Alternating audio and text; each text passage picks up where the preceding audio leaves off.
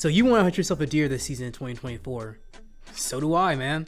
I got my whole setup here. I got my bow, my box of supplies, my tree standing equipment, which I plan to spend hours, days, weeks in order to get me the biggest buck ever.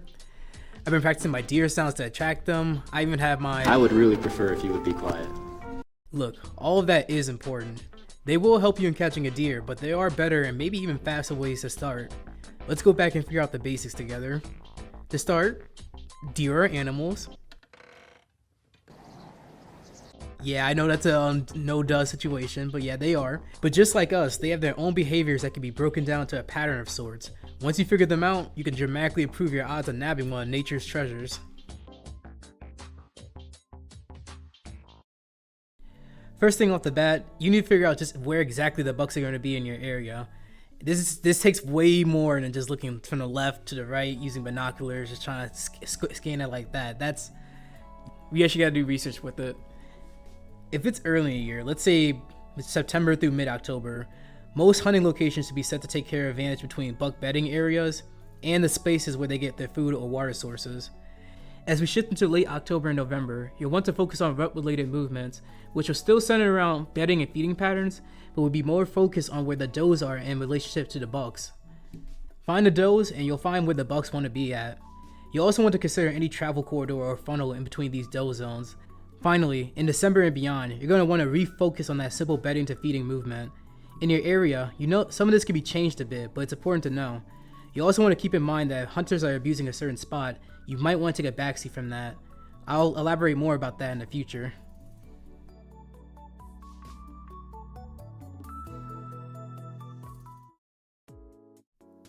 Since you're at the general location where the bucks will more than likely be at, it's time to explore said locations. Some hunters may already have knowledge of this information, making your chances that much harder to catch a buck. However, you can alleviate this though. Using a map of the area if possible, you can see the surrounding area and more guesstimate on where the other hunters might be at. Way less hunters are likely to hunt at spots with less tree covers or areas that have plenty of water surrounding it. Now you could try to hunt there yourself, but this is a gamble because this does mean you do need to be on your A game when hunting with less tree cover. And if you bring back a potential buck, it's going to be way harder since you did swim or maybe go over other hard to reach places that you normally wouldn't have to if you chose an easier spot. However, you're still increasing your chances of getting a buck in general, so it kind of evens out if you really think about it. We can just consider this one a double-edged sword of sorts.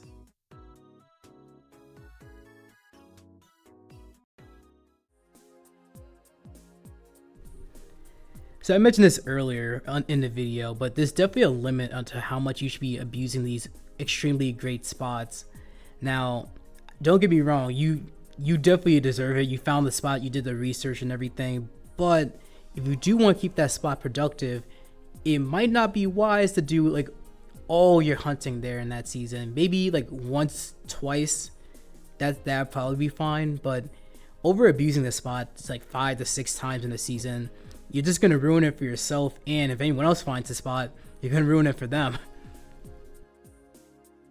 I'm also pro gatekeeping too. I know it's pretty funny, but I think most people are for gatekeeping for like find like their best spots for hunting. So like if you find like your dream buck and everything like that, maybe you should also keep that on the download too. Like you should probably only tell one person about where you got that buck from so they can help you like get it out and back into the truck. But yeah, just try to gatekeep a little bit too. I know that's like a little bit mean, but I mean, you did earn the spot. You did the research. I think everyone else should do the research too. I mean, I think that's just fair. Basically, the moral of the story is when you're scouting for deer, you're gonna find spots that scream hot spot, and maybe it is, but basically the only way to try this out, to get it done, is just walk out there and just test it out. Just do the work. That's all you gotta do.